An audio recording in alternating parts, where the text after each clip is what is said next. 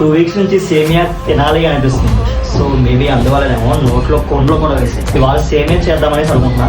So let's make సేమియా. షాప్కి వెళ్ళాను, సేమియా పోస్ట్ ఇచ్చాను. 1/2 kilo షుగర్, ఒక మిల్క్ ప్యాకెట్, ఈ ప్యాకెట్ ఒకటి, యాలకులు మిక్స్ చేస్తాను. అందుకే ఇలా షుగర్,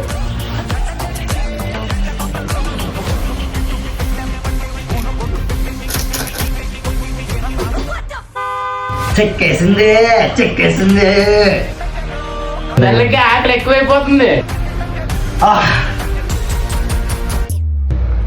కేక బాబా